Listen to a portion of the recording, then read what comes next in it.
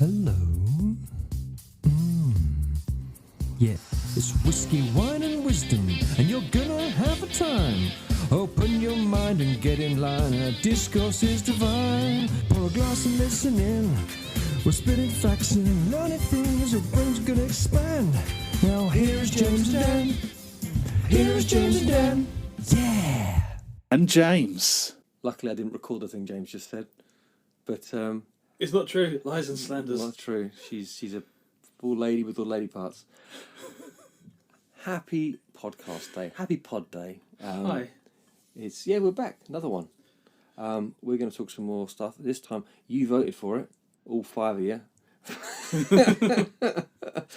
Bloody murder. We're gonna get deep into it. It's dark. I'm gonna put a warning at the front. This is some dark shit in this. Warning.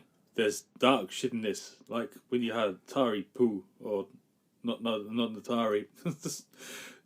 Yeah, I'm shut up now. Sorry. I'm gonna give you all the rope, mate. I'm not gonna. We're starting this. I'm having some coffee liqueur. You're the gentleman, Jack. I am the Jack and the Gentleman. Clinkies. That was Yeah, probably yeah. aggressively loud. I can see that clipped the shit out of it. I'm very sorry. I'll listen back to that. If it's really abrasive, I will cut that out and just say chink instead. Not in a racial. Shut up. Yeah. Okay. All right, ice was a bad idea. Not on the table, fucko. Sorry. Oh yeah. Sorry. I'm not doing this again. Yeah, I do apologise for the first podcast that we done. I had the obviously the jitters, and I kept spinning the glasses, and I kept tapping. That's what I do. That's my thing. So I apologise. Drama. But I don't apologise. We gave you Class A entertainment. It was rich, like a seasonal biscuit. Murder, death. You can't say murder, right, Go on. without being a Scottish nan on a motorbike. Murder. Murder. Hey. Okay. Now I didn't write an introduction. I've got loads of cool shit, but I didn't write an introduction. So I reckon we can just go straight into it. You know what murder is? It's the intentional killing of another person. Animals can't murder. I don't think animals can murder. Lions don't murder. Lions just kill. Right? It's got to be a human thing, isn't it? I didn't even look it up. Well, I'm gonna say, is this gonna fuck with your facts then? no. Honestly, my facts fuck with their own facts anyway. So Okay. yeah. So murder is the intentional killing of one human to another human. Because we can't murder animals either, can we? You can't murder chimpanzees. You can't murder chickens. I technically not. I think if. Yeah, I don't know. I'm gonna say for all intents, for the pod, we're gonna just say that it's not murder. Okay. Okay, so animals you can't murder. Cool. Okay. Yeah. Rock paper scissors. I'm doing it. All right. All right. So meh. Yeah. On three. Okay? On 3. 1, 2, 3. Oh no. You wanna rock? Rock lobster. Okay. All right. I'm going to start with some dark shit. Okay. Okay. Now, hopefully this doesn't mess with yours, but this is horrible. I've listened to podcasts of both these guys, and it's horrible. The most prolific serial killers in recorded history. Okay, these are serial killers, which is it's not murderers. They're serial killers. There's a different MO. But anyway, they're people that have consistently killed more people. They're both from fucking Colombia, right? From the 20th century. Colombia. It wasn't a good time. There's a civil war, and it just seems to just create monsters. So there's two people. I will smack you in the face. I was just gonna put it down. I'm sorry. Sorry. Sorry, I didn't mean to get so aggro. Next time I'll just gesture. I'm going to do that. I won't actually say it out loud. I was going to put my glass on the table and yeah. I was right to do it. I need to learn. Yeah. Anyway, this is they're horrible. I shouldn't be laughing at it. Louis Garavito and Pedro Lopez are horrible. Like the worst. I've never heard of worse people than these two people. He just tried to put his phone. Don't touch the dick. No one in a microphone. There's a magical bubble around it, right? These fuckers, right? And I'm going to get serious now because it's so horrible, right? They are each responsible for, it's widely regarded, at least 300 or more murders each. Okay. Mostly children. Oh no. These are, honestly, you can't, and it wasn't just murder. It's horrible. It's just horrific shit, right? So I was looking at serial killers, and I'm thinking, all right, because you think of Bundy and Gacy and all these horrible. They're horrible, but it's like there's a certain amount of like. But no, these guys, they're just fucking monsters, right? And anyway, for some reason, as harsh and as horrific as the place was at the time, and the conditions that made these people, because they'd had this revolution, they had really weird sentencing. So both of these guys went to prison. There was no death penalty. What? Yeah. I mean, Pedro Lopez, he was convicted of, like, I think nearly 100 of them, right? So they know about more than that. For killing more than 100 kids, and he had, 20-year sentence. What? He was released. No. Okay, yeah. Garavito was about to be released. He was due out in 2022. After, I think they re-sentenced him, and he ended up doing, 35 years. But he was due to be released, I think it was into last year, and he died, the week before he was going to be released, which is pretty cool. So that was really good timing. Now, Pedro Lopez, I think, was released in the 80s or 90s. I think it was 90s. He'd done a 22-year sentence. Let him go. 300, more than 300 kids he's killed, right? Oh, that makes no sense. I'm sorry, I don't understand. Horrific sentence. They've redone a lot of it since then, right? But immediately after being released, immediately he disappeared. Mm. And it's largely accepted that all the families just disappeared him, right? So I don't think you need to worry about that fucker. No. But I found it was so shocking that could even happen. People can get to those numbers, because you hear about the nasty bastards, and you're like, you kind of, it's sort of shocking. But when you get into the hundreds, you're like, how the fuck does that's almost, it's like one a day for a year or some shit. These guys were just they were hitting such numbers though. You just think fucking, how do you do, how are you not getting butchered every day? It's and the compulsion that leads you to the level of the depravity. I don't know. It was fucking mental. I just I was shocked and appalled. I expected it to be in the high 30s or something, some real sick bastard. But I was 300 plus is just and all the kids, man. Shit. Anyway, I'm going to change it. I'm moving on. I just was I was going for big numbers. I thought that was a showy subject. Just bummed myself out. So, started us on a down note. Bring it back, James. Right, you 5 people, right, who voted for this one, right, you happy bastards, aren't you? Yep. So, murder. So, I'm sorry, but all of my my facts that I found are completely different to this sort of stuff. So, yeah. What do you mean? Enjoy. Well, the one yours is very, very in depth. Very, you'll see. You'll see. Horses like to kill people. Yeah. But not when they got stylish hats on. Horses hats to kill. All right, go on. I'm curious of your style. Go on. Right, so murder. Archaeologists have recently uncovered a skull that dated from 430,000 years ago. Ooh. And shows evidence of such a crime predating Cain and Abel. Oh, there we go. Yeah, I can see word for word. Scientists have applied modern forensic techniques. We could say it together at the same time. It could be right. 3, 2, 1. Scientists have applied modern forensic techniques which indicate that the victim was probably killed by 2 blows to the head before being thrown down a cave shaft.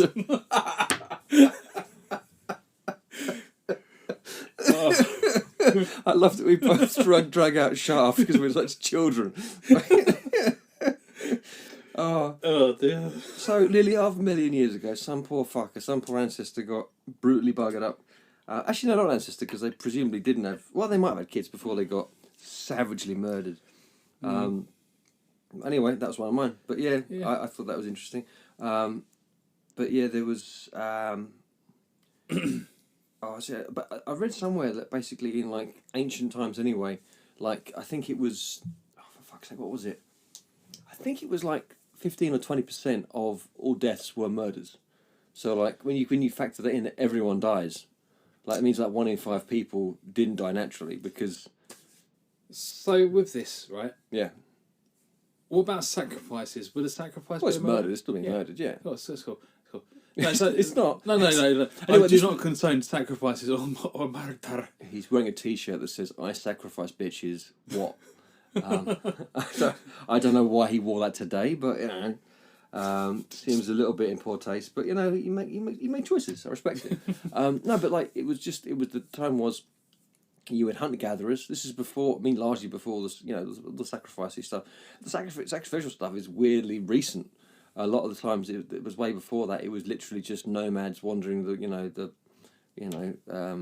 plains, and if you killed someone and stole their shit, there's no law. There's nothing to stop you, and there's no accountability, and there's also no infrastructure to tell you that was bad. You should feel bad about it. Like presumably you like hack some fucker to death, rape his woman and steal his ox. I don't know. There's no religion or social contract that you've broken where you would feel bad about it. You would do that. You go like, that was a lovely pile of money I stole and a good bit of, lovely slice of murder and rape I had today. And you just go to bed all warm and cozy, like, that was nice. That was just a good day. What a good day I had, So that was, I think that's kind of the psychology of it. And when you look at like other ape species, right? And you see the horrific shit they do, and because obviously they don't have. Religion was the thing that stopped us doing that. That was the thing. It's like if you realise, like, if that wasn't in place, zombie apocalypse comes along, right? I'm like, how long before you're out there with a stick going like, I think I quite like my neighbour's, I like that bag of sugar he's got. I think I might want that. I think I'm a little bit bigger than him as well. That's interesting. It's good to know. How quickly before that happens. I wouldn't kill someone for a bag of sugar. Depends how much you want that sugar.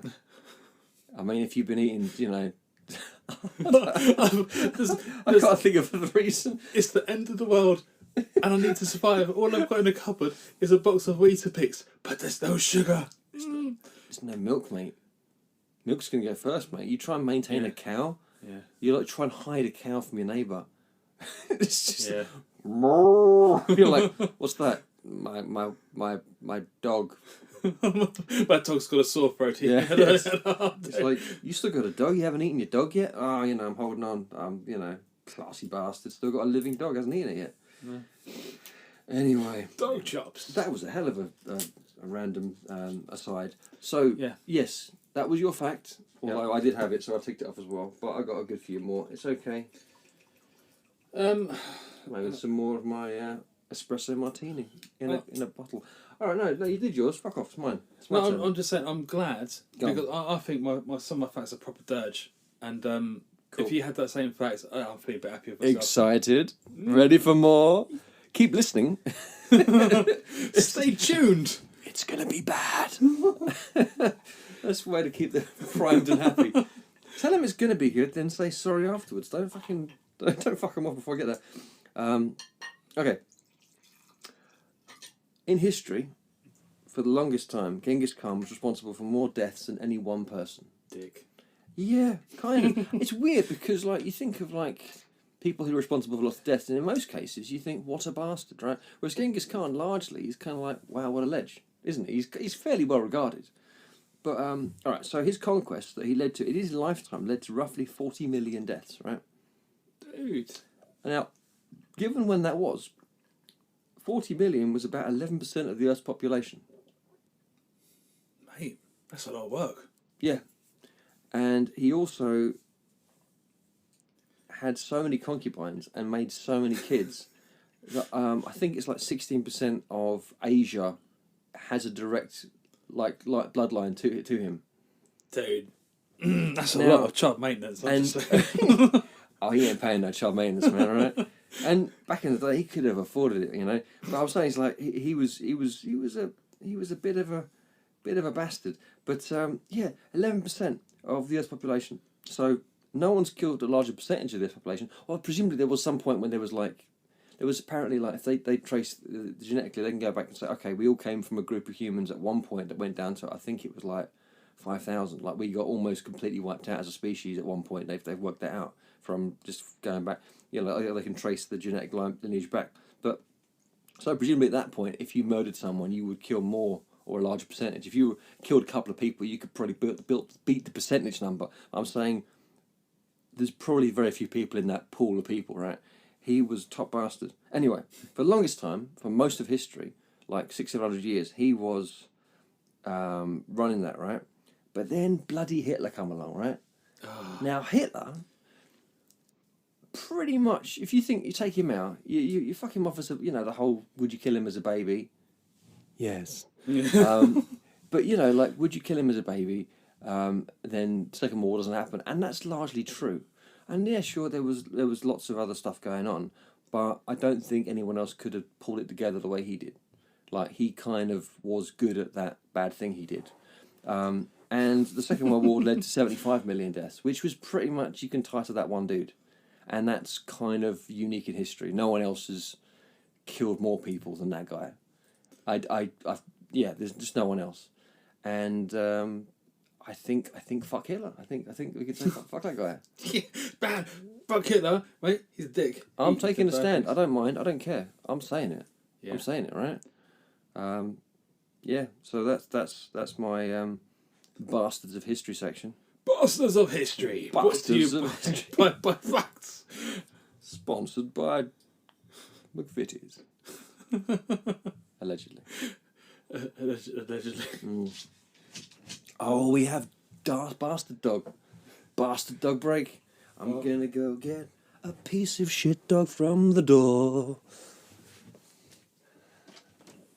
Oh, here comes Stanley Dog. He's a Stanley Dog. He needs a theme tune. Stanley, he's got that stupid face. Oh, Stanley. Ooh. I thought he was going to go down the whole Black Beat thing then. Stanley.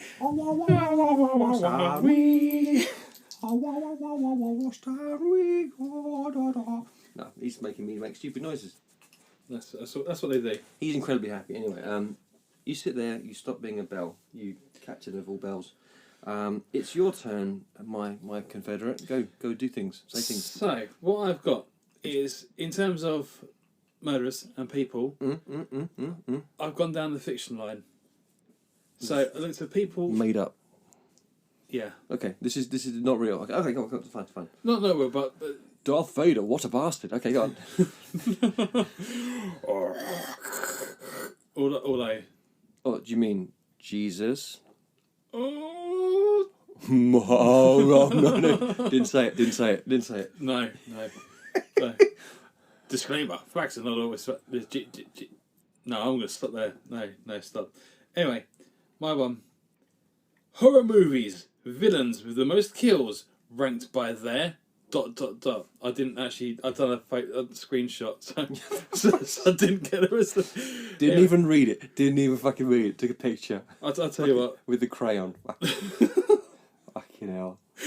Glad someone's taking this seriously, Jesus. Ranked by the number of kills then, we go with that. Okay, go on. So, I'm going to start from number 8. And I'm going to need your help with one of them. Go on. So, coming in at number 8, Freddy Krueger with 63 kills. Mm-hmm. Ooh, yeah, makes sense. He's got a knife for fingers. Yeah, 63 is a good number. Okay, go on. At number 7, this is what I need help with. Yeah, go on. Victor Crowley. Do you know who that is? Well, Mr. Crowley. The guy from Inspired the Song. No, that's Alistair Crowley. Mr. Crowley. Yeah, we got Victor Crowley. Go on. 64 plus victims. From fiction, you said? Yeah. He must be... Again. Do your research, guys. This is a lesson. What you do? You can't turn up to the exam and go, oh, I think this is right. I read it somewhere. Yeah, Mr. Crowley was a real guy, though. Yeah, I think, yeah. I don't know if he killed anyone, but he was a bell. I'll have to look it up. I'll look it up during the next one. Go on. In at number 6, Jigsaw. Yeah. Around 66 victims. How many of them ended up, they killed themselves or they didn't save themselves? Because he doesn't kill anyone, does he? He doesn't physically kill them, but I think because he caused them to die, I think so. I think that will count It's as a murder. it's that whole like what the fuck? Have you seen the Bill Burr abortion argument? Where he's like, I was making a cake, and if you left it alone, it would have been a cake, but you come in and like fucking threw the batter out, and you're like, it's not a cake here, it's just batter. But you're like, yeah, but it would have been a fucking cake, wouldn't it? It's fine. So yeah, it's the same thing. It's like, you know, like, yeah, I wouldn't have been dead, but you totally made me dead, you fuck. And yeah, it would have been, I would have been a cake, but you just totally ruined my ability to be a cake. That's fucked my perception of Bake Off. It's Yeah. all about Yeah. abortions. Can you make Mate, 12 identical abortions? seriously. It's like, shit, I said that out loud. This week we'll be aborting. Oh no. You wouldn't you want on the handshake for that. Well done. You could, no. Oh, poor mate. Oh, sorry. I love that we linked, we linked Bake Off to abortions. Yeah, right. I mean, we weren't the first, but you know. At number 5, Chucky, Yeah. with 67 victims. Oh, it's a close one. Oh, okay. And then, not long, in number 4, Invisible Man, 122 victims. That's a lot of people. Mate, Kevin Bacon. Was that in one film? I don't know, that's just, I think this is just in general. Yeah, I suppose he's been in lots of films Yeah. since, like, I think it wasn't it? I'm sure it was like a Victorian character originally. Anyway, go on. Number 3, Michael Myers, Yeah. 160 plus. Yeah, because, yeah. Makes sense. Many films as well, like 100 films. Many films. Most of them bad. Following up in second place, close to that, is Jason Voorhees. With 160. Voorhees. Yeah, there's no T. Why am I pronouncing a T? I don't know. I think it's because my eyes are funny.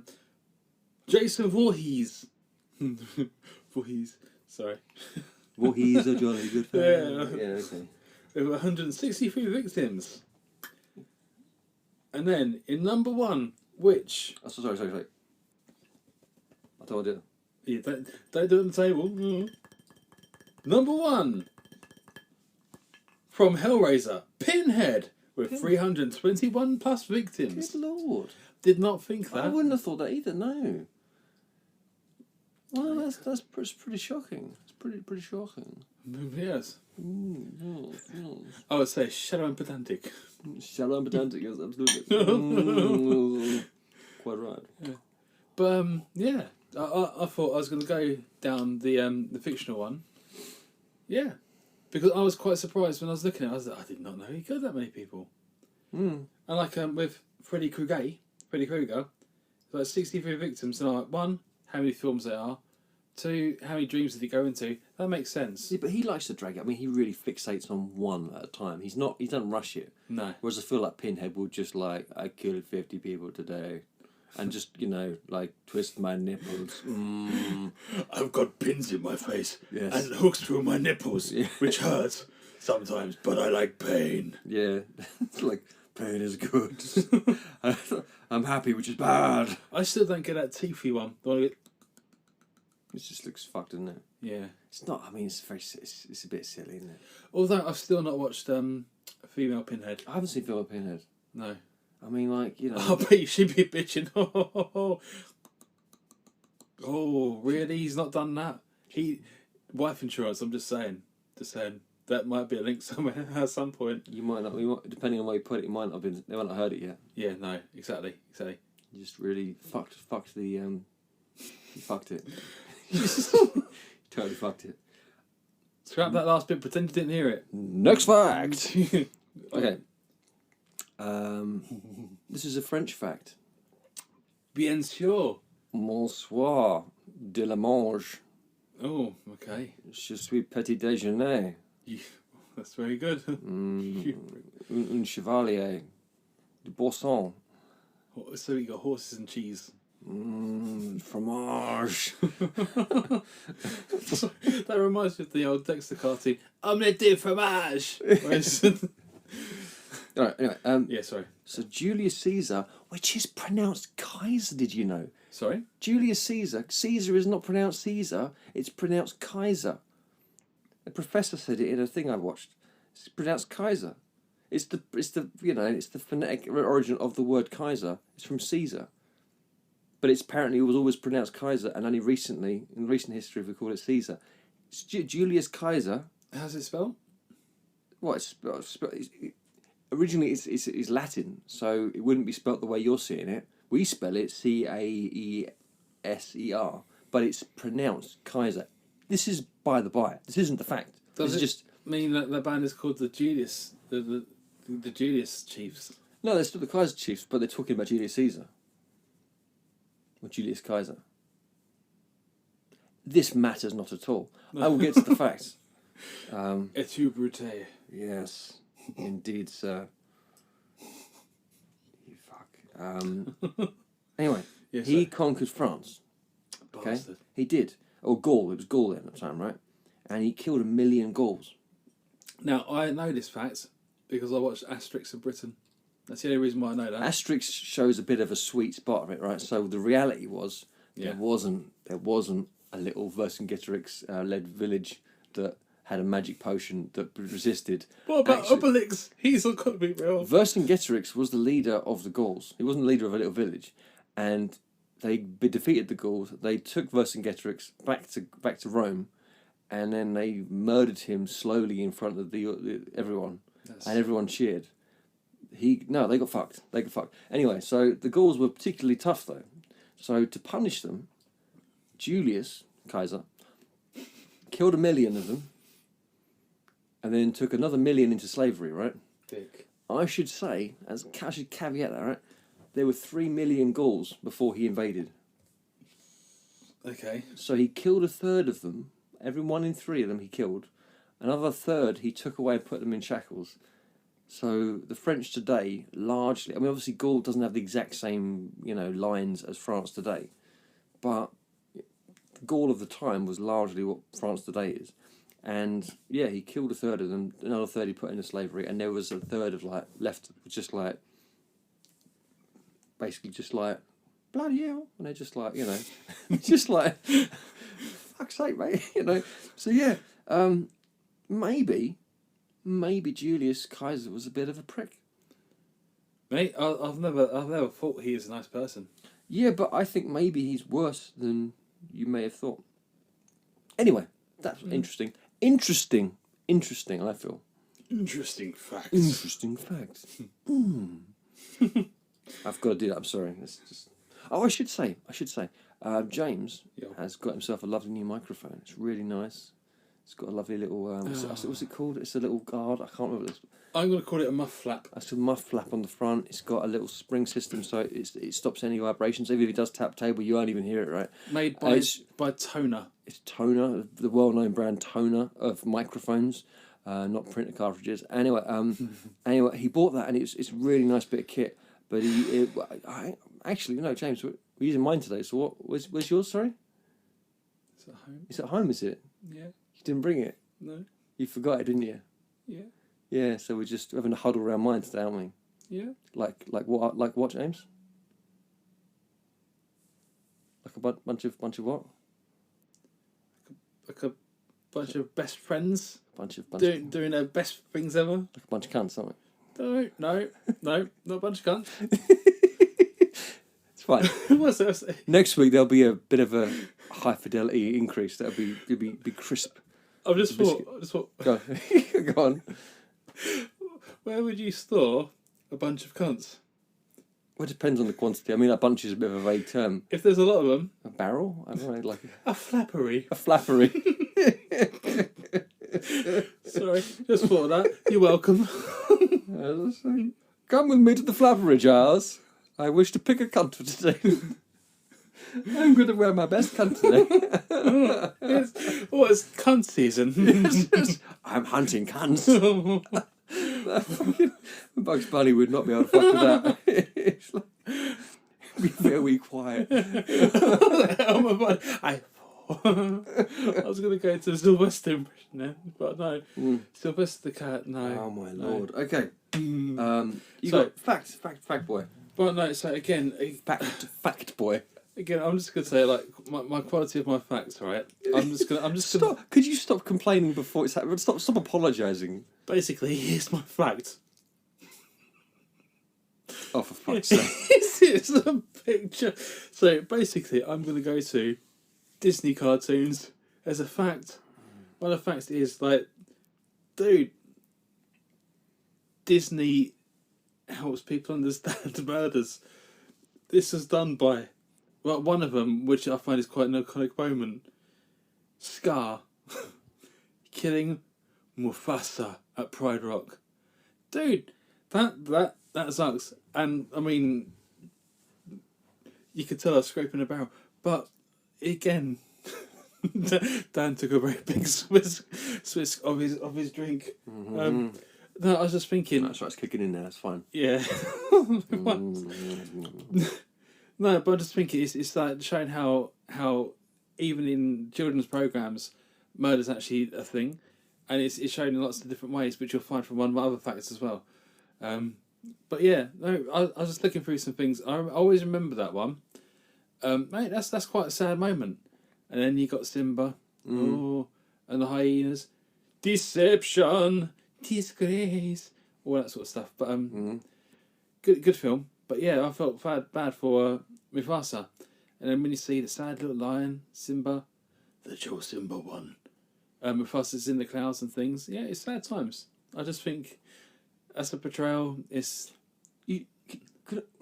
So, all right, a couple of things. I mean, obviously that was Hamlet. That was the story, wasn't it? Yeah. Yeah. So, but yeah, it did introduce children to death, and I mean, actually, you think back to Bambi. That was what Disney's always done. That they're quite good at showing.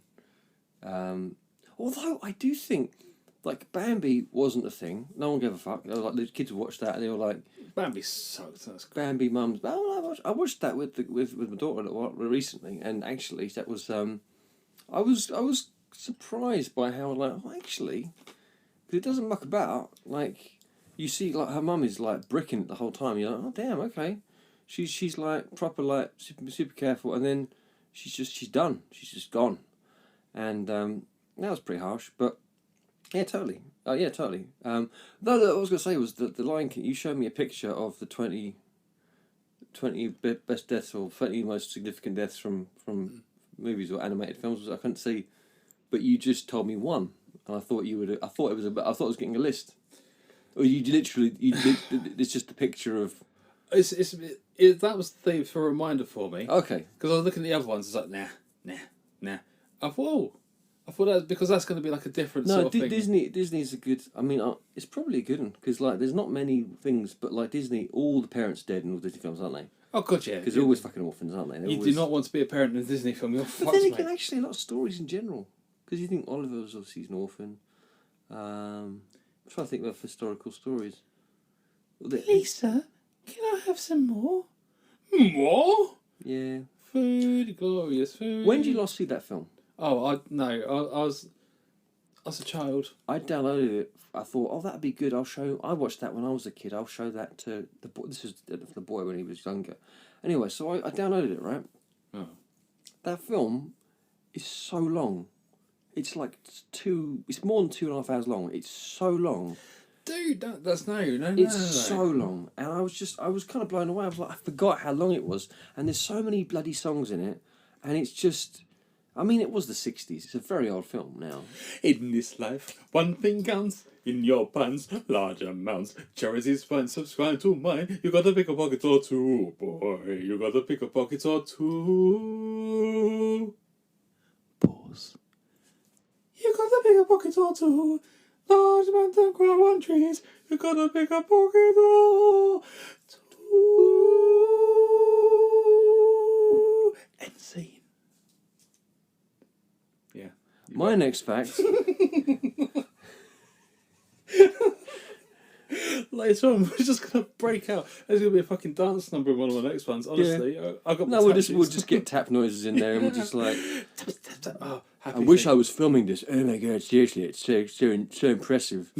You would not believe the dexterity, the way he moves. It's magic. And just come back. He's like, I'm so tired now. That was so intense. Yes, I've never done that before. Never will again. All right. I'm going to talk about capital punishment or state-sanctioned murder. Let's call it what it is. S&M. SSM. It's a different thing. Anyway, so yeah,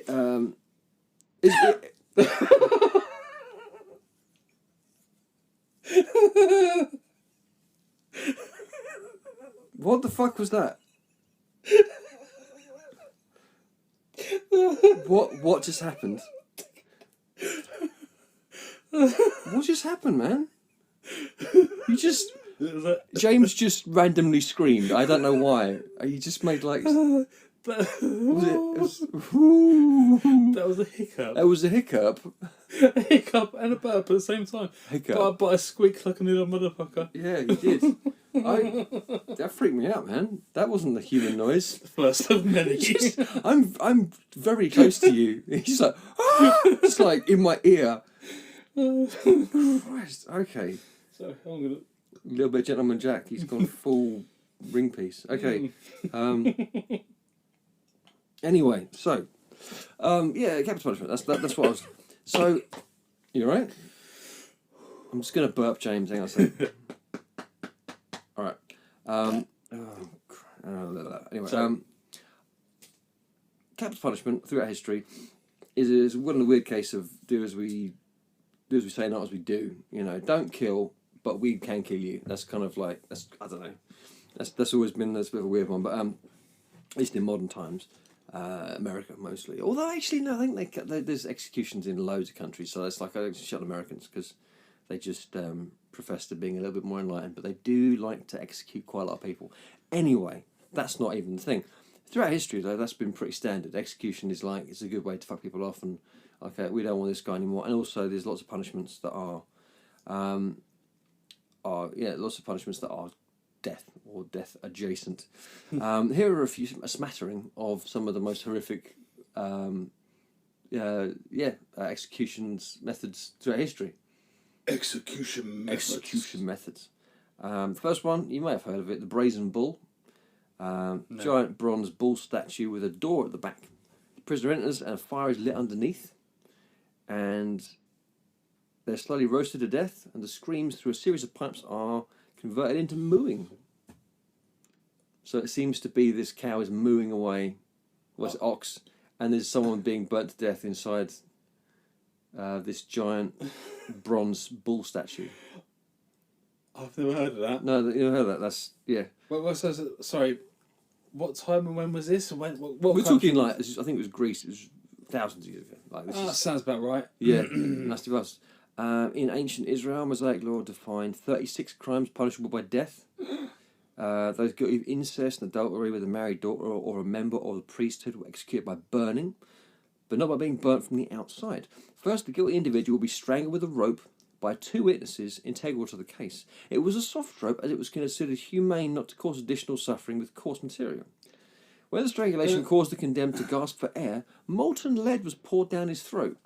They poured molten lead down his throat, but used a soft rope to do it. Oh, we don't want to hurt him with a little bit of rope. Oh, let's fuck his throat up with some molten.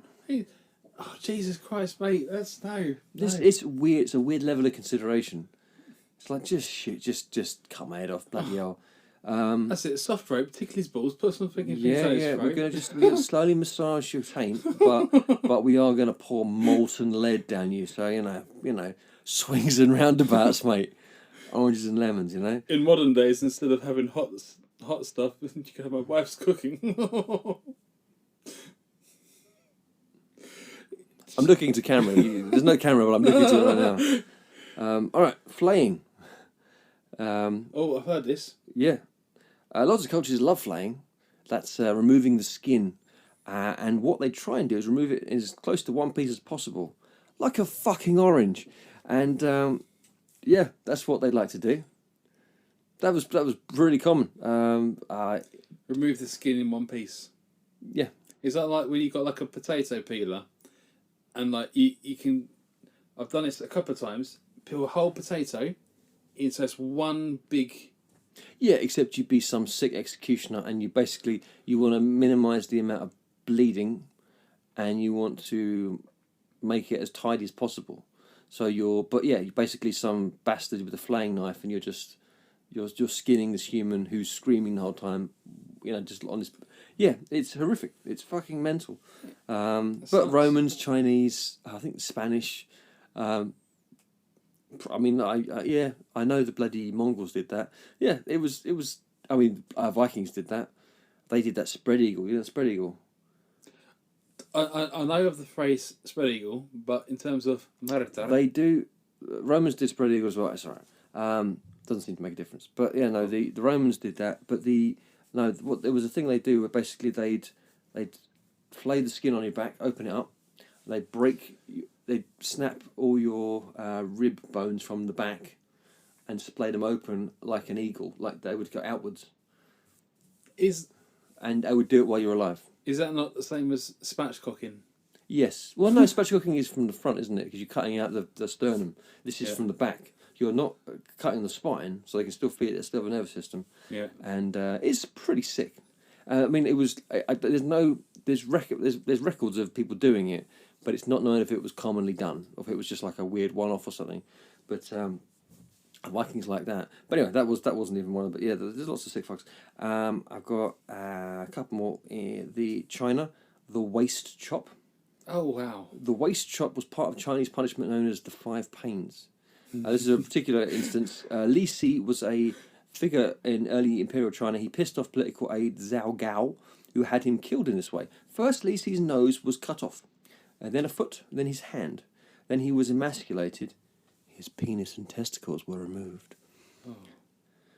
Then finally he was cut in half at the waist. This was done to avoid internal organs and staunch bleeding. They had a giant flat blade, like a foot thick, right? Really, really thick. And basically he'd be cut in half, and the blade would be kept there, and it was to staunch the bleeding and to stop him dying too quickly. Gao also had Li Si's entire extended family executed to the third degree. So three generations, in line with the ancient Chinese practice of collective prosecution, which is illegal today. I think it's actually in the Geneva Convention, but back in China, none of that, right? In centuries in ancient China, there was a fate worse than death. This was an extremely harsh punishment known as meizu, the practice going back over 3,000 years. This brutal sanction was reserved for those found guilty of treason, which could have been as simple as upsetting the king. That was considered treasonous in some cases. Also known as the 9 kinship exterminations, which is exactly what you think it is, right? So basically, think out in 9 connections of your kin. So like, you'd have in all directions, right? So your father-in-law, then his wife, and then that, and then just keep going in 9 directions in every direction, and they would execute them all. The total condemned include the guilty person's immediate families, parents, children, siblings, also uncles, aunts, cousins, even their in-laws. The method of execution used on these unfortunates was typically death by slow slicing. And that is exactly what it sounds like. Slice. Oh wow, They literally it would take days sometimes. They'd just slice you as thin as possible. That would suck. China don't fuck around. But they like their numbers. The 5 different cuts, or the night. They're romanticising it. They're just making it sound a bit sexy. Like, ooh. Oh. But yeah, so don't piss off an emperor in ancient China. So if you find yourself there, I'm just saying, maybe be a nice guy. I'm still getting around the way you say it's sexy with the. It's time to get the 5 slices. 9 different punishments. There's just a lot of people who are executioners. That seems to have been. I mean, it was a really revered job. I think this. I don't know if it was okay. It was the case, but it was. There were people who were executioners were considered unlucky. This was in medieval Britain, but they were revered, but also not. They didn't hang out in modern society. They were generally quite wealthy because if you had a skill set like that, you were required. You were paid by the state, and they'd have someone sanctioned to it, and you would be given like people were like, but it was considered unlucky because you had such an association with death. So you would generally you would live outside of the town. You wouldn't be invited to things, but you were. It was a weird position to have. So yeah, but that was like it was a job. That was a common job. It was weird, very weird. Anyway, How often has this happened to you?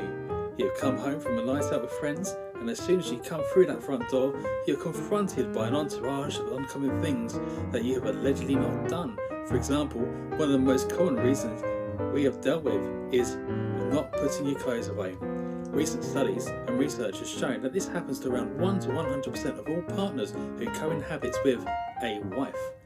If this sounds familiar to you and you have been a victim of one of these situations, here at Lay and Z Guy, we understand your pain. So, we have created Wife Insurance to help you in your time of need. It's easy to join and we don't ask any health or lifestyle questions. All you need to qualify is a wife. With Wife Insurance, you have a phone number that when you call and quote your policy number, within 3.7 seconds, one of our representatives will be with you with 3 things. An anti-anger apology chocolate bar, so you can give it to your wife to start diffusing the situations, your wife's favourite film, and a pre-warmed blanket. And if you get our platinum membership, we'll even supply wife-approved comfort slippers and a sofa for 2. Monthly direct debits start from as little as $14.99 per month for a basic package. Get your wife insurance and quote Whiskey, Wine and Wisdom, and we will give you your first month's premium free for your peace of mind. Wife insurance. For wife's people too, and it's probably your fault anyway. Underwritten by UK Insurances Limited and not compensated by the Financial Conduct Authority. Facts. So, I was any other famous cats you want to talk about? close. Okay. So I was looking up. So right, you see Mufasa and Scar, right? Mufasa. So I'm looking at other things as well because I'm liking the whole idea of the cartoons and such. Okay. And I find this one, and I thought, okay, I've seen that a long time ago, and I've watched it again. Mate, this is fucking harsh. Tell me. Roger Rabbit. Who framed Roger Rabbit? Yeah. Mate. Yeah. Mate, When- that shoe. No, honestly, the one. Yes, the shoe is tragic, It's tragic. It's horrible. but I was watching. He's murdered him in acid. That was What's his name? Christopher Lloyd. Yeah. Christopher Lloyd. That's terrifying. He gets run over by a motherfucking steamroller. Yeah, he does. And I was watching that, and Eddie Valance or Bob Hoskins. Yeah. Mate, he's watching. I swear, one, he does BT adverts as well. Fucky. Mate, there's that whole. I was watching it again, and that whole scene is fucked up. Yes, he springs back up afterwards. Oh, he's all bendy. He's a cartoon man. He's gonna fuck up the rabbit. He's the most scary thing in all. Right. Yeah, no, that's one of the most terrifying images in all media. No, I'm with you, man. That's terrifying. And it's the way again, Christopher Lloyd. I got complete. That was fucking good. Yeah, it's But I've got complete respect for Christopher Lloyd. One, he's a nutty cunt, and he's the way he acts it and does it out, mate. Honestly, it fits so fucking well. fucked up Dog Brown from then onwards. You watch Back to Yeah. the Future after that, you're like, no. Run, Marty! Run! We need to get fucking around 8 gigawatts. Oh no, there's a steamroller. I'm gonna fuck up the rabbits. You seem like what's in that barrel? Dip. Oh dear. Da, da, da, da, da, da, da. Fuck the rabbit. But mate, that whole scene, I don't understand. I watched that as a child. Shave and a haircut.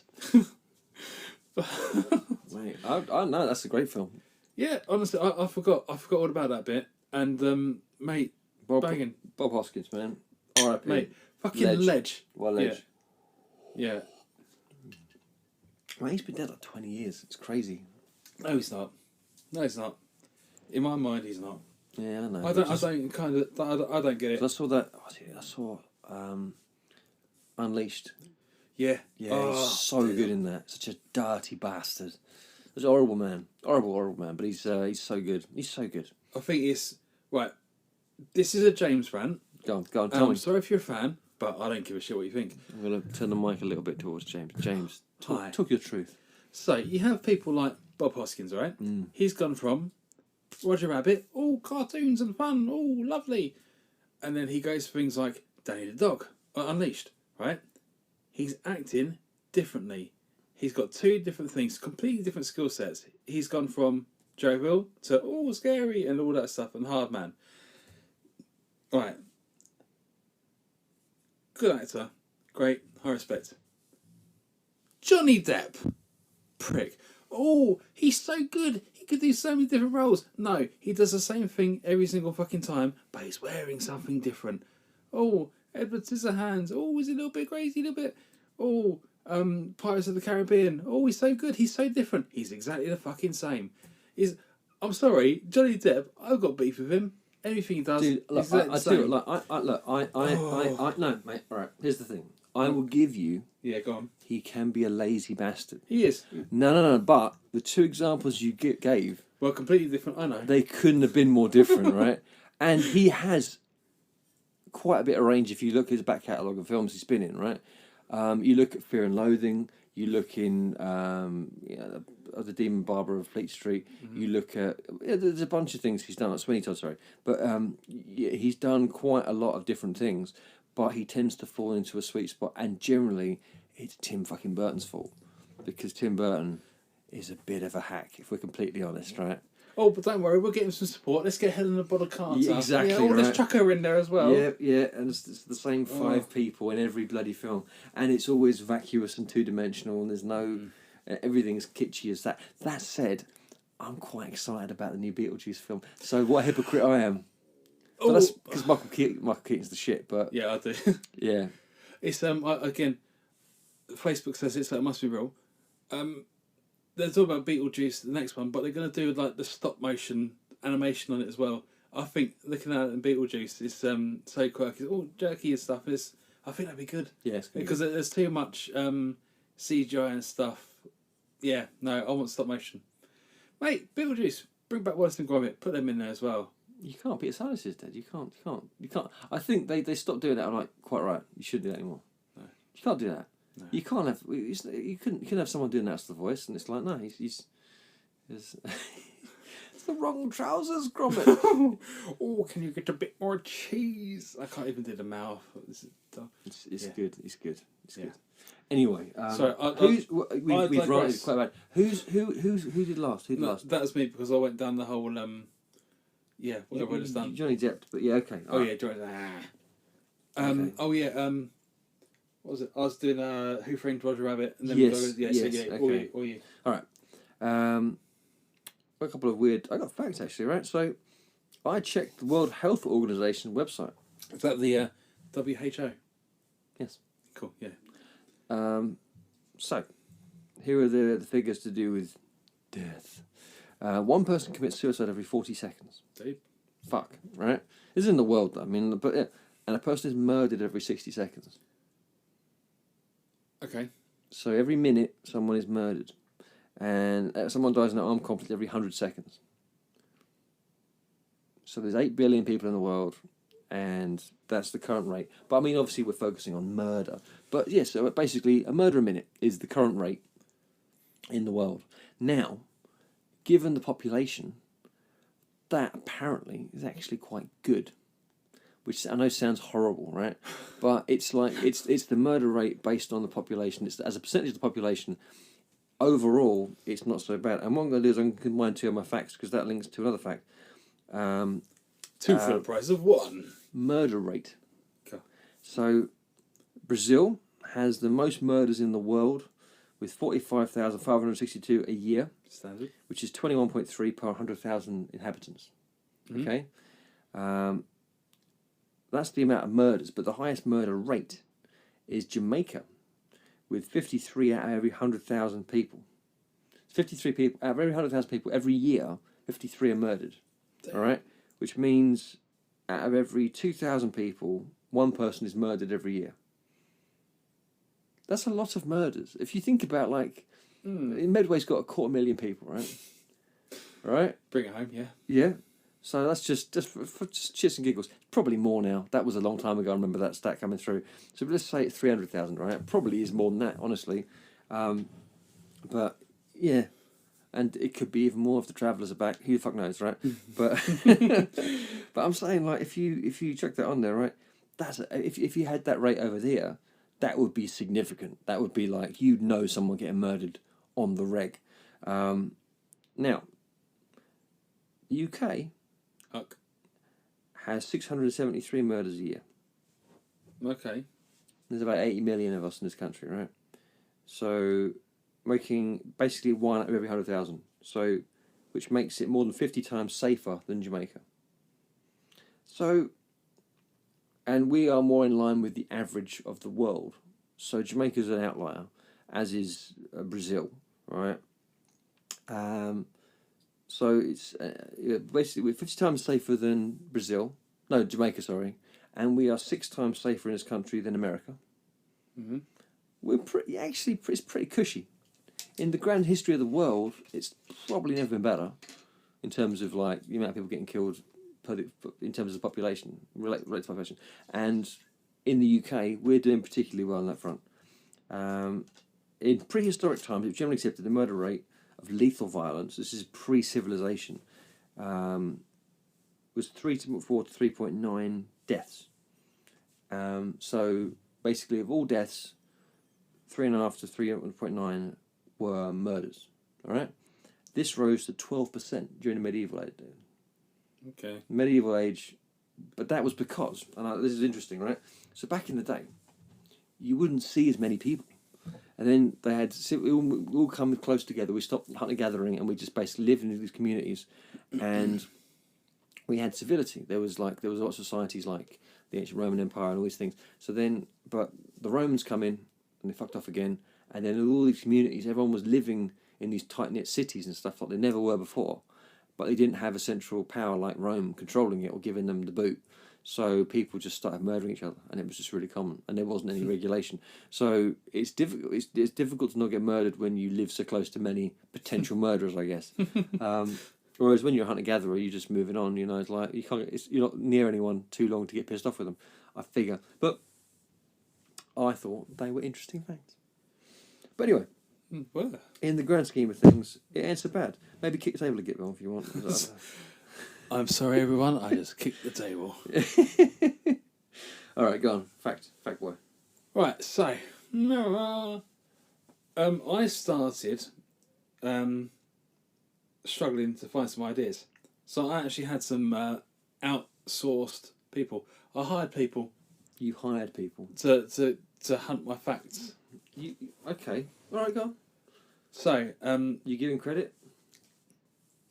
yeah, why not? All right. I just thought like you should probably, but So, thank you to Ellie, which is a friend of my wife who they used to work together, and then they associate still. It's cool. Anyway, associate fucking lesbians. I'm sorry to Ellie. It just sounded like a euphemism, and he said for some reason I don't know why he's being so weird about it. But all right, so go on. I went to the craft fair, looking at knitting and crochet. Hey, mate, Were there any scissors at the craft fair? No, of course you wouldn't. They could. Spin a trick. Anyway, 10 things you may not know about Typhoid Mary. Typhoid. Typhoid Mary. One of history's most famous infectious disease carriers. See, I've heard of the name Typhoid Mary, but I've never actually looked into see what she's doing, what it's all about. But mate, so one of the facts, Typhoid Mary's real name was Mary Mallon. Mallon, yeah. That's not a great fact, but I'm just going to keep going through facts. Only 3 confirmed deaths were linked to Typhoid Mary. So, Mallon was presumed to have infected 51 people. So it says, if you don't know, right, what this lady's about, Typhoid Mary, she basically had salmonella, but she was like immune to it. She was like, I think Marvel might try to make a film about it. Salmonella girl, Typhoid Mary. She had salmonella and she poisoned people. She was sort of immune to it. So it's like a superpower. But anyway, only 3 confirmed deaths were linked to Typhoid Mary. She emigrated from Ireland as a teenager. So, just says you can't trust chicken or Irish people. Potato. Potato! I can say that because I'm part Irish. Typhoid Mary was a picture of health. So, again, immunity against salmonella. She spread disease as a cook for affluent families. So, like many single women who emigrated from Ireland, standard, Madeline found work in America as a domestic servant, perhaps fitting given her birth in a hamlet named Cookstown. She proved adept in the kitchen and cooked for some of the New York City's most elite families. So she cooked for rich people and she poisoned them. Well, 3 people died, but she poisoned all of them. A sleuthing sanitary engineer tracked down Typhoid Mary. So basically, the person who found her and found what she was doing was one of these people. And then this pop-up has come up, sorry.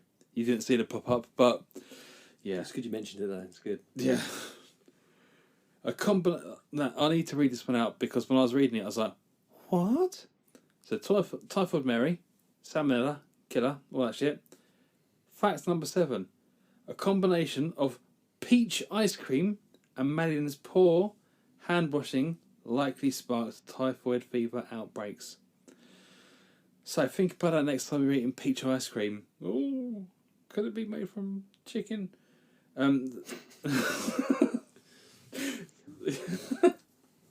Am I being about so? Is salmonella and typhoid, are they linked? Yeah. I didn't know that. The more you know. Yeah, the more I know. I didn't know that. Okay.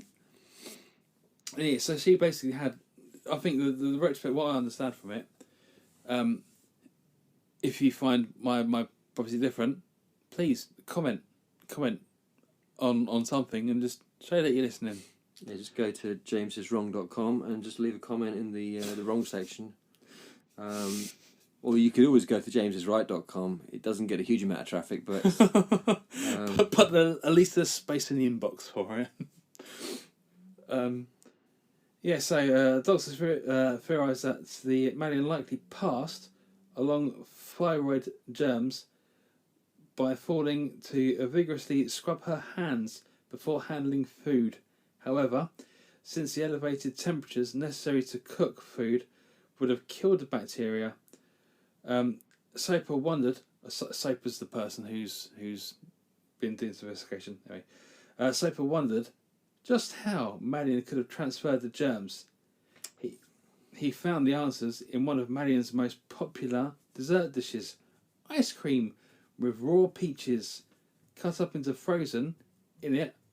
Then, I suppose no better way could be found for a cook to clean her hands.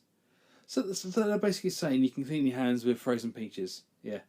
Anyway, so basically she had dirty hands, right? Arse scratching, skank, yeah. Been skank, yeah. And handled food and made ice cream.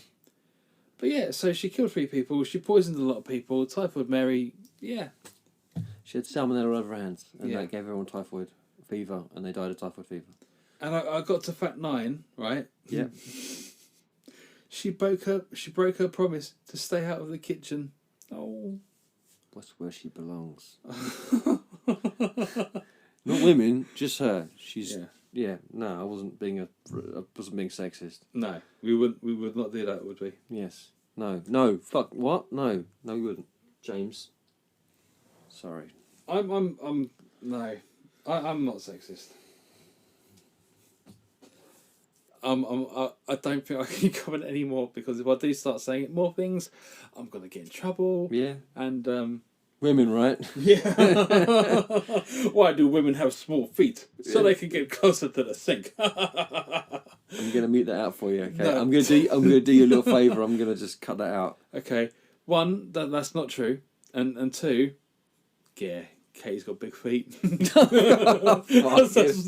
what we bought. Muesli. She's got big feet. We bought a dishwasher. Problem solved. Fucking hell. Okay. Oh dear. Fucking hell. Sponsored by Hughes and Wedner Divorce Attorneys. Okay. My fact, which changing the subject, turning the page, moving the fuck on expediently. Hybristophilia. Hybristophilia is sexual attraction to murderers. Oh no. It's really, really common. It's defined as feeling romantic or sexual arousal for criminals or an act of crime itself. Well, a phenomenon of people, overwhelmingly women, sorry women, seeking the attention with violent or dangerous criminals may seem odd. It's actually surprisingly common. Most famous serial killers had a huge amount of female attention, even marriages after being convicted of the most evil shit. Now, Ted Bundy was a horrible, horrible man. You weren't nice. He wasn't nice. Cameras, mic's over here, mate. Sorry. He wasn't very nice. He wasn't very nice. But he killed a lot of people, lots of women, right? In fact, I think it was only women. Anyway, he killed lots of women. He loved killing women. Loved it, right? And he didn't just kill them, which I won't get into, but he didn't just kill them. There's lots of bad things he did to people. He used to bite them a lot. There was lots of horrible... He mutilated them. He's a horrible bastard. Anyway, so he goes to prison, right? Not only did he have huge amounts of attention... Oh, sorry. He was a pretty boy, but... You know, there should be a line, right?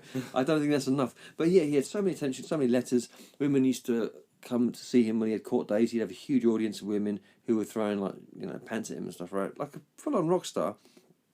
He'd go in there and they bought it, hit like a sinker. And people, even though they knew what he'd done, even when he got convicted or confessed to it, he still was just getting lots of attention. And he even got married in prison.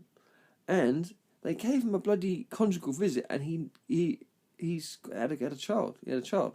He impregnated someone while he was in prison. Knocked someone up, which I think is like, it's just that really annoyed me. I was like, why the fuck are you getting? That's not a punishment, is it? Why is he getting laid, right? You know, and what kind of a sick fuck is you know, getting married to this? So yeah, she married him, and then they gave him a conjugal because they got married, and she got knocked up. I'm like, oh no, right? But yeah, all these sick fucks get a lot of attention. They get a huge amount of attention, and it's a really common trait. And there was a I watched there was a TED talk about why it's so common. I didn't watch all of it, I'll be honest, but it was quite interesting because it was like there's a biological advantage because if you marry and you keep on the good side of not marry, I'm saying like prehistorically, right? So say again, most of human history, most of the psychology in our brains is wired to the time when, you know, hunter-gatherings, and so if you stick with a psycho, and he's a fucking psycho, and he murders the shit out of people, right? If you stay on his good side, no one's going to fuck with you, you're safe, right? It's like, you know, like, it's just that thing of like, but there is a biological advantage to being around someone like that because that guy's he's a fucking winner in terms of that.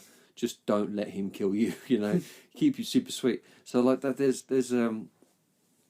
is a biological reason for it, but it is incredibly common, and I just thought that was interesting because yeah, Power trip. yeah, and girls just they love murderers. They love bad boys, don't they? They love them. Leather jacket, stabbing some cunt. It's all good, you know. That's Grease. It's No, basically Grease. It's basically Grease. Bad boy. Don't know that song. Does my fucking head in. Sorry. Is that Billie Eilish? Okay, I like that song. I like that song. I don't even care. I do. I think I don't know why it's a big pop song. It seems like a really weird, like niche sort of cool soundtracky sort of song rather than this big popular. I don't understand. The kids these days. Fucking. The years with their music and their things. And... I actually have. I've talked about Hybristophilia. I've got one more fact actually after that. And then some nonsense I'm going to read later because it tickles me. So I have. Sorry. To talk. I've got something I need to say. I need to say this, okay?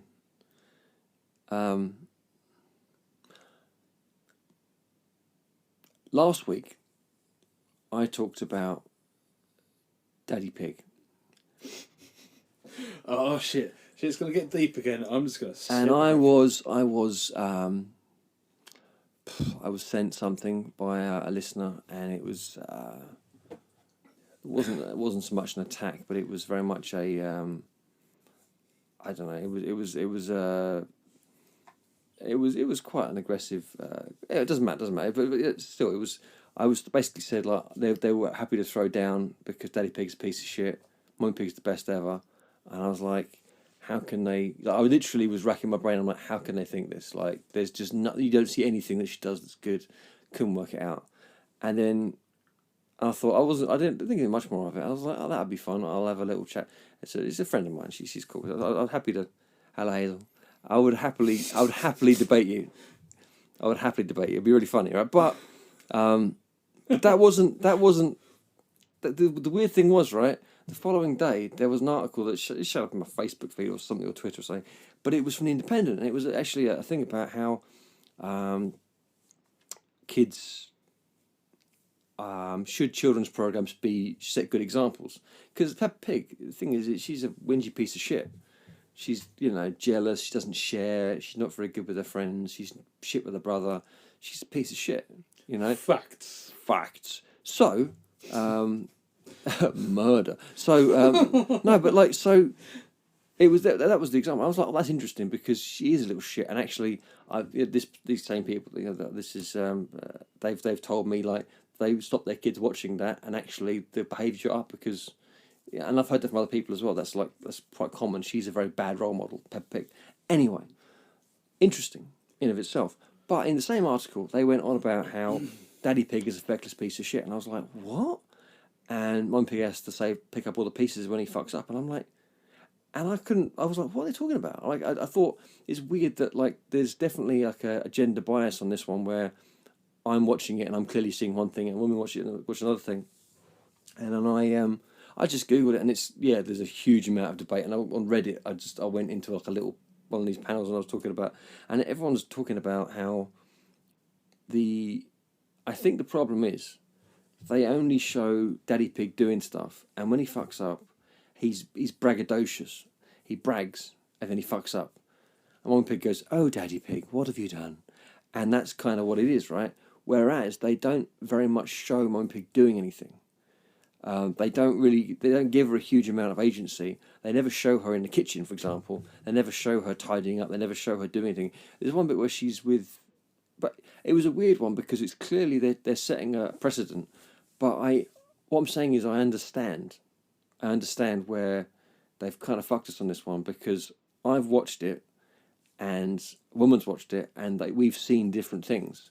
And I think, and I've pissed off my people I work with this week because I've been just talking about this loads because I really find it interesting, right?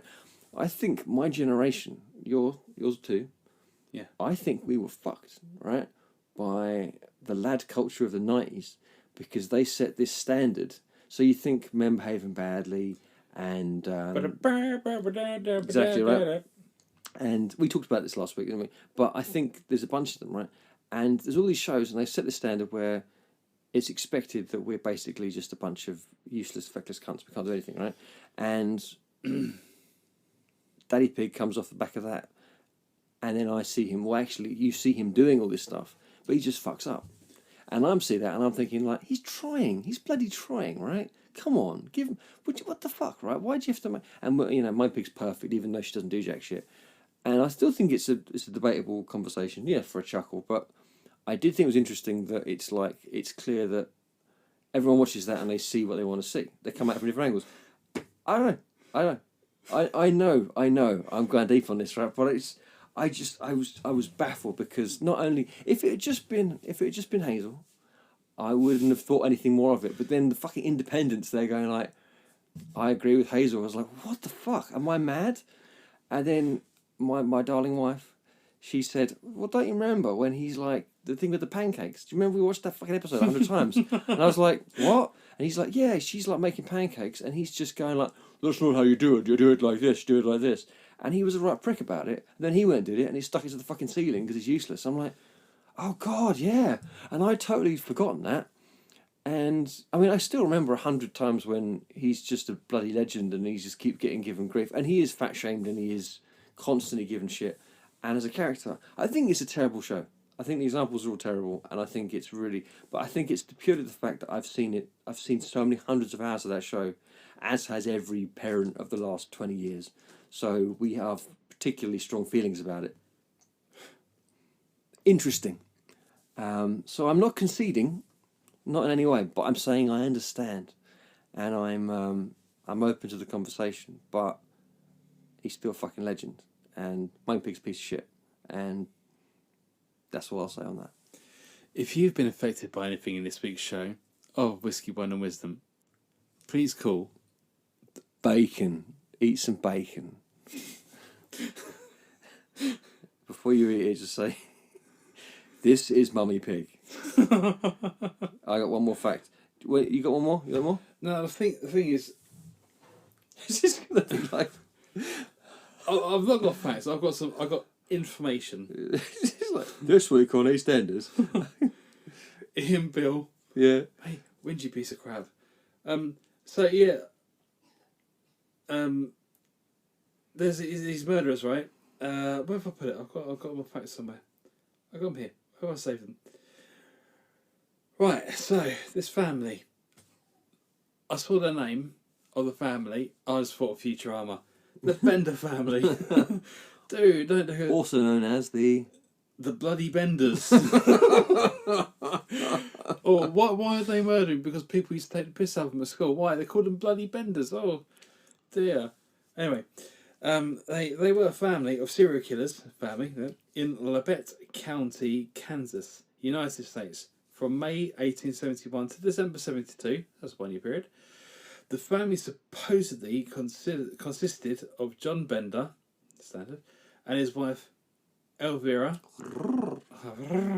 or Almira, their son John Jr., and their daughter Kate.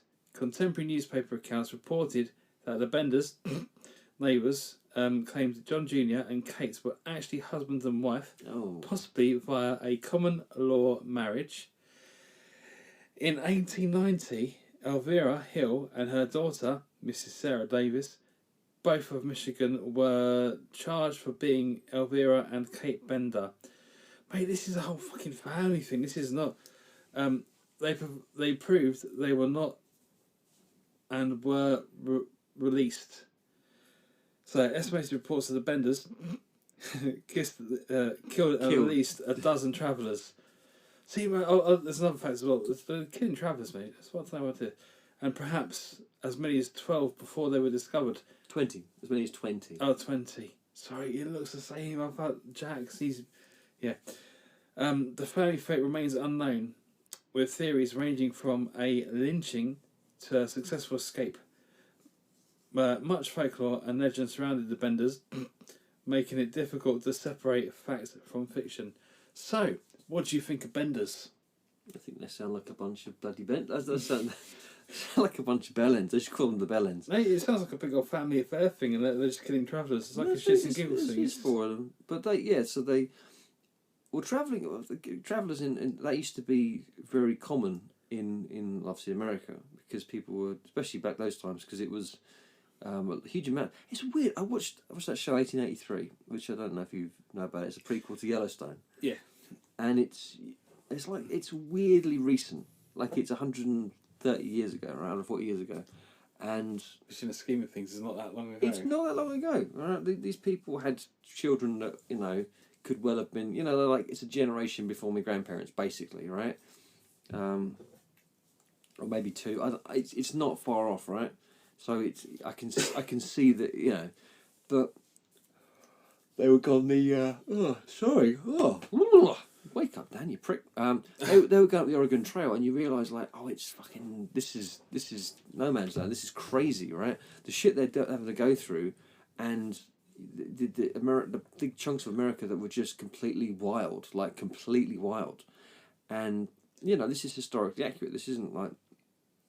And so the traveller thing was like, they were like, it's only really in the last sort of, basically after the Second World War, where America sort of, all right, everything's set now, all the trains were in place, roads were in place. I mean, you think in terms of like cars, really, in no place more than in America did cars change the entire country, because they've got a really shit public transport. They have like terrible, like almost no train. You look at the amount of trains they've got over there and the amount of trains we've got over here. We piss all over them, and we're like a fucking 1% of the size. We've got trains everywhere. They got like almost no across the states, like from one side to the other. They got like a couple of train tracks. There's fuck all to it. What about buses? They got coaches. They do the coaches, don't they? The Greyhounds, Greyhound coaches, Greyhound not- buses. So you can get a bus, but it's all predicated on roads. Whereas over here, you can get a train to bloody Scotland. We could get there before tomorrow. Well, probably not now, it's a late one, but like you can get wherever you want to go on a train, can't you? Yeah. So it's And if we was to go to Scotland on a train, if you know anyone who works for the trains, brother, if we could get some discounts, that'd be quite nice. Thank you. What's with a Scottish episode? We get into the Scottish Don't. murders. What if, right, okay, so next categories, one of them could be Scotland, and then we could do our next episode in Scotland. In a glen. Oh my god, in a Glen. And, Some guy called Glenn. Yeah, It's just not in Glen. In his Glen. arsehole. Yeah. We're in Glen's arsehole. Oh. Hello, we're inside Glen. We know what he had for dinner. Dude, Nestle. Yeah. Is it real? What? Nessie? Yeah. No. You sure? Yeah. Oh, I don't know what you're basing that on. Anyway, that's another episode. But I'll get into it, mate. all right, next week's episode, right? We're not even gonna put it to fucking vote. It's gonna be about Nessie. Okay. You can blame an anaconda, even go to Timbuktu, but You'll never find a Nessie in the zoo. Oh, kinda. Yeah. But no, Sorry. I'm up for that. Yeah, that's totally. All right, we'll get into it.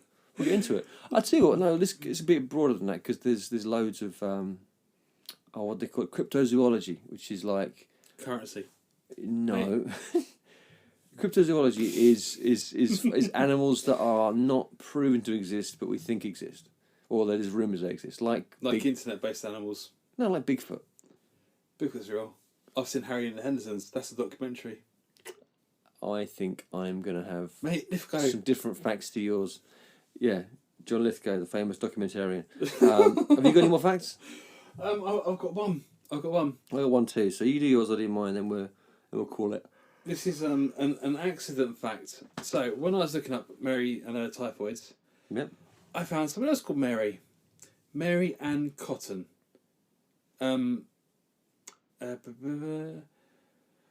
So she was an English convicted murderer who was executed for possessing her. Oh no, for poisoning her stepson. Still stepson. Yes, I know this one. I know her. So I've not heard of her before. She's a horrible piece of shit. Yeah. So despite her sole conviction of murder, she's believed to have been a serial killer. Yeah, she Who killed all many. her husbands and all her other adopted kids and all this shit. Yeah, she's a horrible piece of shit. So she killed like 11 to 13 children. Yeah. And three of her 4 husbands. Yeah. To get their life insurance policies. Yes, she had so many life insurance policies. There was no regulation back then, so no one knew it was happening. Oh. I listened to a podcast on it. It was fascinating. She's honestly the shit she got away with, and you think, how's no one clocked this? Fucking hell. Yeah, no, it's pretty horrendous. I think. Mate, you go, oh, I got a husband, oh, I got life insurance, oh, I've claimed one, acceptable. Second one, oh, bit dodge. Third one, yeah, fuck off. Fourth one, Different insurer. They don't talk to each other back then. It was just different time. I suppose. But yeah, it's fucked. Totally fucked. All right, my last fact. Not. Oh, sorry, go on. Sorry, I didn't want to cut you off. Oh no, it's not that I condone any sort of murder. I do not. I'm not an advocate of murder. Mate, Bloody man. children killers, mate. That's, Oh no, fuck off. them. That's a different thing. That's the thing. In principle, right? I don't think, as a society, because we agree that the rule of law is that you don't murder someone, you can't then murder someone for murdering someone. It's fucked. You can't do it, right? So that's the only, and I'm pretty set on that. However, Oh, risky exception. Come on. I'll tell you what, right? We're getting deep now, listeners. No, this is kind of fucked actually.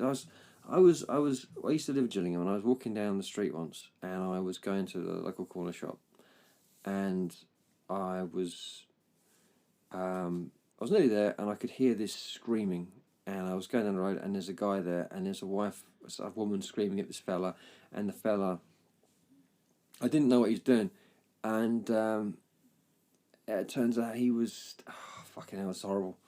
He was killing his dog. Oh. And he was kicking it to death. And I could hear the dog screaming, I could hear him screaming, and this woman was screaming at him to stop. And I was like,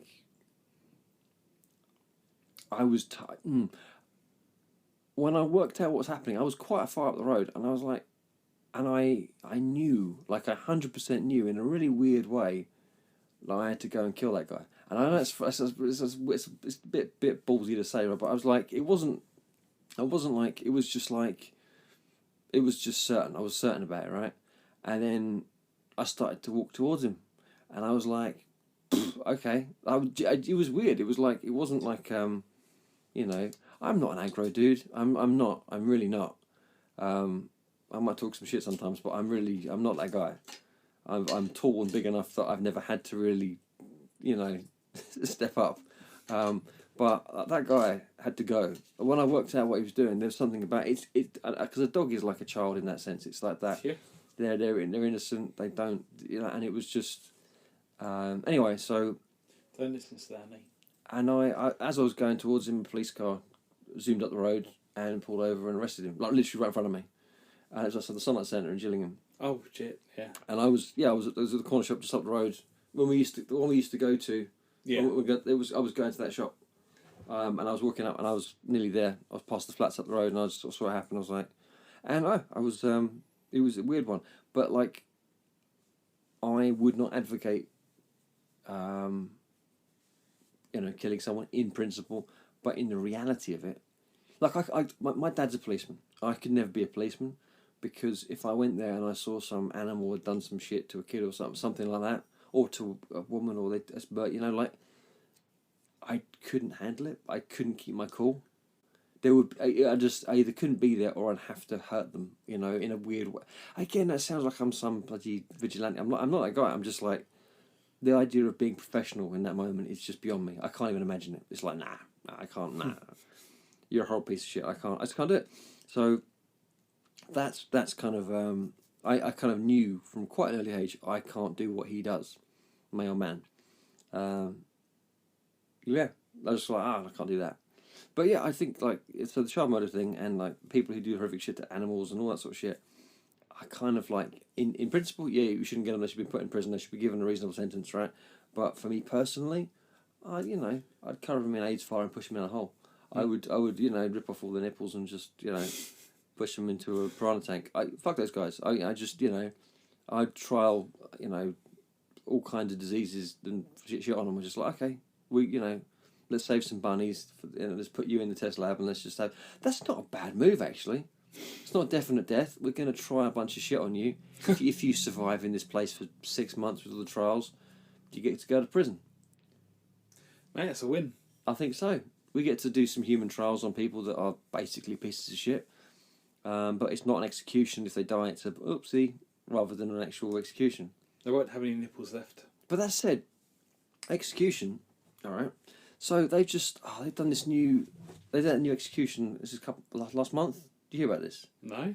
So they've just tried a new execution method where they basically they give this guy, I think it's, they basically give him nitrogen. I think it's nitrogen, and basically the premise is that you get high on the nitrogen, you fall asleep, and because there's no oxygen, eventually you die.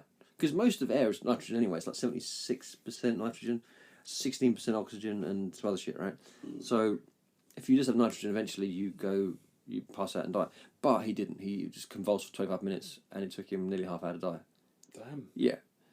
And I've never understood this idea is like they don't like to be the one to press the switch. That's why like electric chairs and shit, they always do it like there's several people that have to press the thing all at once. It's not on any one person. And I never understood why they have to obfuscate this. It's like a really weird way. It's like just kill the prick. Just like you can kill someone, it's so easy to kill people, right? And a firing squad, right? A firing squad works so well. They've got more guns in America than anything else. Like they've got more guns than food, and they've got a lot of food. I'm just saying, like, just what's wrong with the firing squad? Would you like a pistol with those fries? But just like just everyone aim for the head. There's 60 fuckers, right? They probably enjoy it. It's like they probably you get enough rednecks together.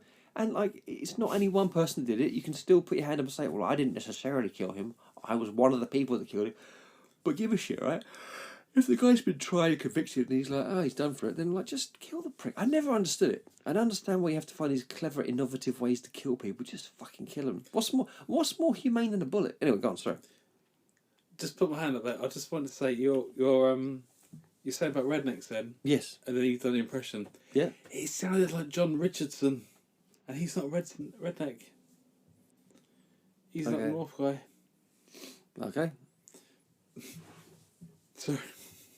I didn't know I did an impression, honestly. That must have slipped out. I'm a redneck from Gloucestershire. We have rednecks.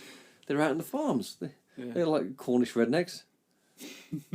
Our Cornish pasty. Yes. Shoot you in the face with my motherfucking meat pasty. So yes, if we're gonna execute people, let's do it humanely with a bullet to the eyeball, or just just a full on like shot you or something. Just go for it. Like, let's make a mess. It's done at least, And those guys who are on trial, they were down in they get the death sentence and then they have to sit there for like 30 years waiting for it to be actually done. It's like, that's fucked as well. So anyway, my last fact is actually related to that. Final fact of the day. Final fact. The most lenient sentence in history. Cool. Okay, now obviously lots of people have been acquitted of things, which means they're let off and they basically say, "Oh no, it didn't happen," or "It doesn't count," or whatever the fuck, right? But this is someone, in the Massey Fortescue case in the US territory of Hawaii in 1932, defendant Lieutenant Thomas Massey, a US Navy officer, was convicted of murdering the man who had previously raped and viciously beaten his wife. Dude. After the case was dropped, the rapist then had bragged about it in various Honolulu bars. Massey was convicted. Basically, they couldn't convict the dude who murdered his wife for that, so he found out about it. The guy bragged about it in all these bars, so he found out about it and then murdered him, right? He got caught, arrested. He was sentenced to 1 hour in the custody of the Kamehameha County Sheriff. The governor of Kentucky, Massey's home state, restored to Massey any rights he had lost because of his conviction, and the US Navy took no more official notice. So he was a naval officer. He didn't lose his job. He had 1 hour in the custody of the county sheriff. Literally, he just went and sat in an office for an hour. He was told, "You're under arrest." That was the sentence from the judge. 1 hour in the authority of the sheriff. That's a bit of shit. What do you mean?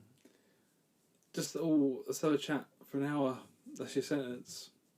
That's the whole point. It was like they basically said, "You did murder someone in cold blood, so we've got to give you something, but fair play, son, fair play." They're like, "Look, I can't give you any less than this. You've got to go to jail. You're going to go to jail. You'll be in his custody. It's basically jail for an hour. They'll make you a sandwich. Then you can just fuck off back to your job." I think it was like, "Mate, you committed a crime technically, but we're going to shake your hand while we're doing it." And they restored, because like a lot of, if you're a felon in America, you lose certain rights, you can't vote, all this shit. And his home state guy said, "Here's all your rights back. You will not suffer for this crime." So a convicted murderer had an hour in an office basically.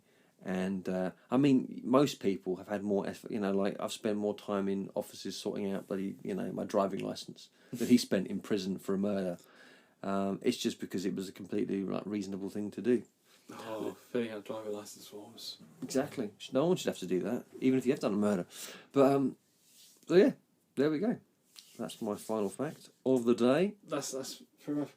No, I've literally had to just redo it because I've got the 3-year driver license now, and it's like, I've got to remember dates. Well, when did I see your GP for this one? And when did I see your... Hey, I don't remember. I got emails. But no. Tangent. separate tangent. Entertaining. Sorry, man. Just being a prick. No, that's fine. That's fine. It's just like.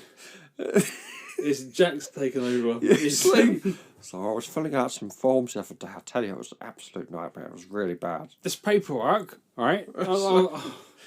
They got those pens with the chains on them. I mean, what the fuck's it even for? I don't even understand it. It's terrible. No, it's even worse, right?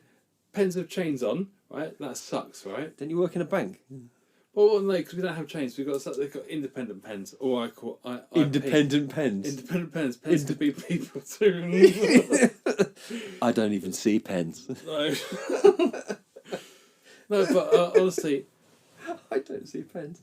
at work, right? Yes. Pens are supplied. Yes. You can write stuff. You can do stuff. Sometimes, your colleague might have taken your pen, but you can find a fucking another one at home. How many pens have you got, right?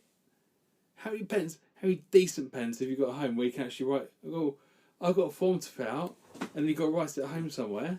I reckon I've got approximately 1,000 pens in every room in my house. Find a decent one which works really well. There's a pot, literally. I can see it right now. I'm pointing at it. There's probably 100 pens. Well, this problem is exclusive to me. Yeah, I was going to say, like, well, you're not stealing enough pens, clearly.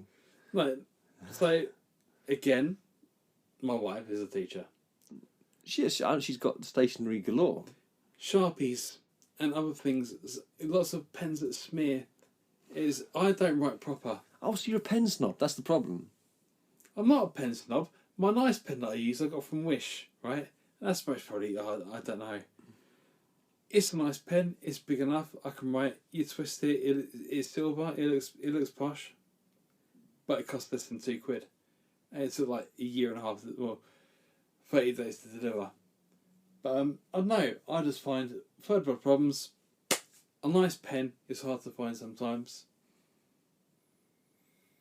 There we go. And that's the note we'll end on.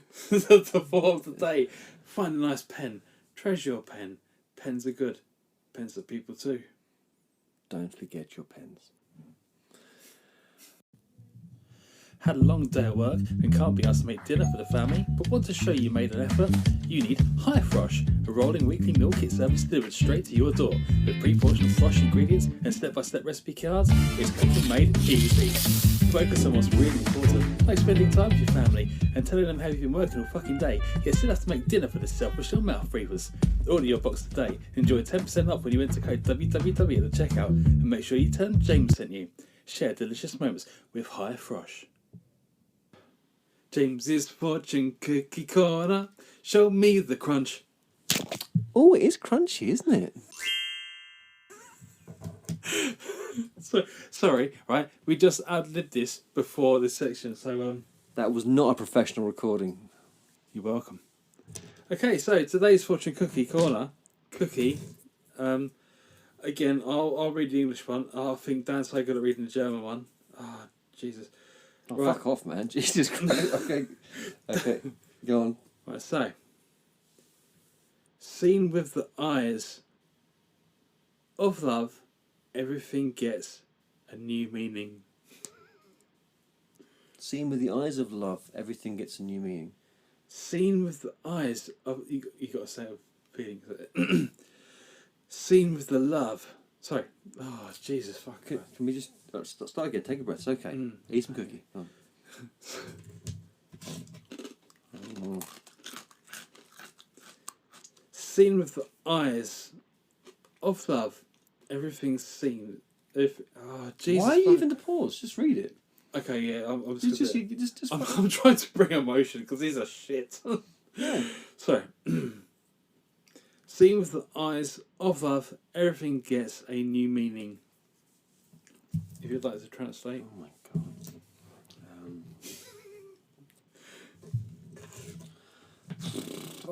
Alles bekommt eine neue Bedeutung, wenn man es mit den Augen Leiber betrachtet.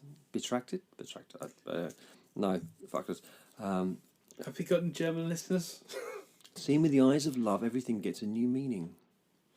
So yeah, if you love someone or something, I suppose new meaning. Sure. I don't quite get. So, seen with the eyes of love. Okay, so first of all, you see something. Oh, that's so nice. But then, if you see it with a loving disposition, it gives it a new meaning. So it's like, first of all, oh, I know that person. But then my eyes tend to love, oh, I love that person. I can kind of, I don't know, it seems like, Well, it's bollocks, isn't it? yeah, it's like, it makes, it's pound that meaning. It's complete bollocks. Because even if I break it down to its core, right? Seeing with the eyes of love, everything gets the meaning. Well, I can't aspire to that. Yeah, when you look at someone you love, you see past all their flaws and you see only all the best bits because that's what love does, right? But I can't choose to love someone or love something.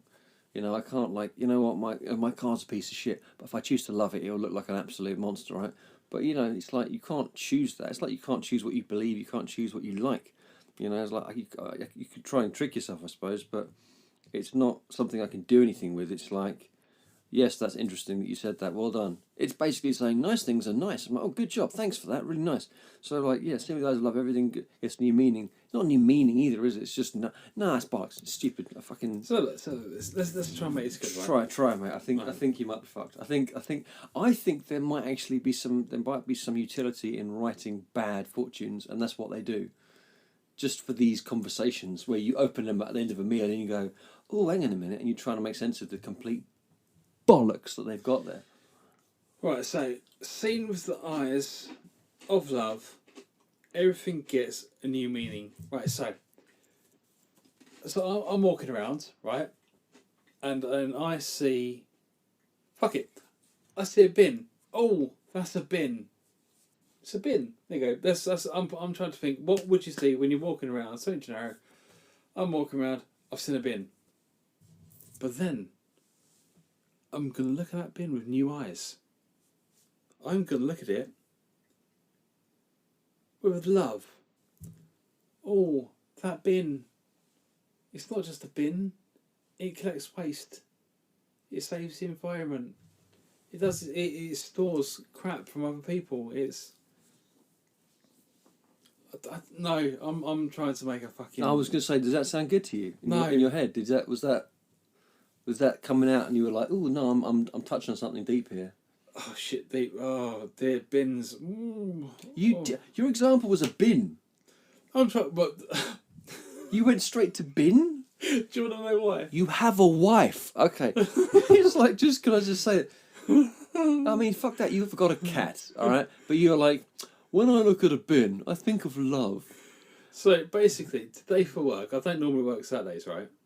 But today I had to walk down the high street and I had some crap in my hand, in my car. Not literal crap. And you would have loved a bin at that point. And I needed a bin. And as I was walking, I was actually looking for a bin. And I found a bin and I put my rubbish in the bin. That is all. That's why the bin is in my forefront. So let's change it. Alright, okay, so normally I walk around, right? Oh, I see my wife. Well, let's say, right, pre-wife, okay? Oh, I see this lady. She's alright. I'm working with her. But then I go, oh, I love her. I'm going to marry that. Put your rubbish in her. Put my rubbish, some shit from the footwell of my car. Yeah, no, I think that's like generic bullshit, isn't it? No, not generic, because joke makes sense still. That's just bullshit. It's just nonsense. Maybe you need to say it with the pauses. What pauses you added? There's no grammar there. He wasn't like. Making Can I the say grammar. he wasn't? There wasn't like a bunch of commas that he was like. What? No, he's literally all one bit. Seen with the eyes of love, everything gets a new meaning. Not seen with the eyes of love, everything gets a new meaning. So, No, it's just wanky nonsense. No. It's just. You could write anything though, like. I think I need. Oh shit! Go on, please. You know what you're gonna do. I'm gonna do two things, right? Okay. And you need to say what's the best, right? Ready? Seen with the eyes of love, everything gets a new meaning.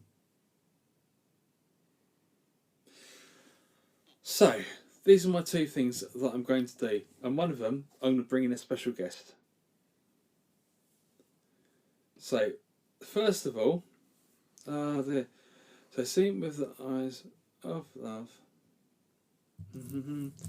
Sorry, it's taking a long time. Yeah, eyes of love. Ba, ba, ba, ba, ba.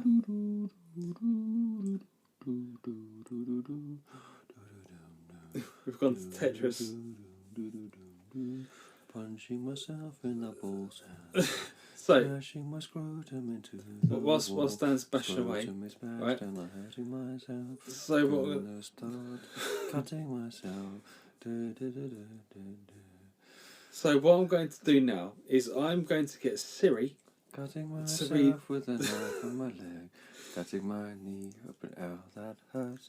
Okay. Ow, ow, ow. Oh my god. Are you done? Blood is running down my leg. Are you done?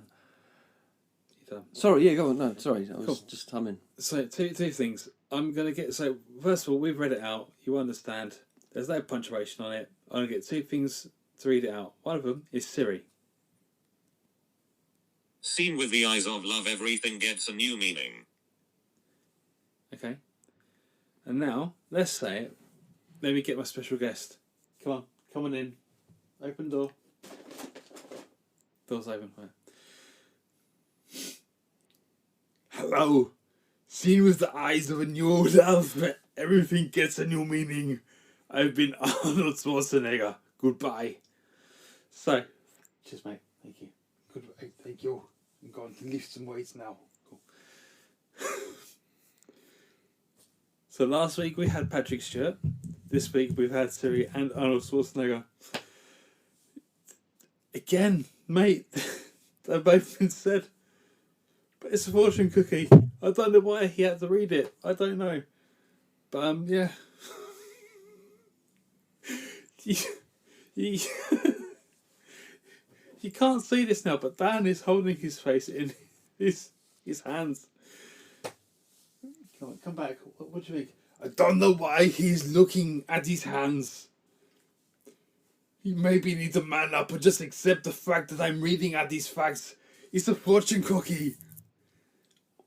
Get to the cookie now.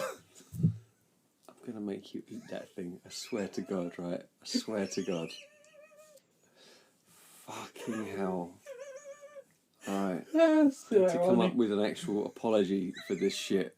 So see you next week. I'll be back. He said the line. You're so chuffed that your mind Schwarzenegger fucking did that. Alright, we're calling it. I'm calling it. Goodbye. Goodbye. Bye.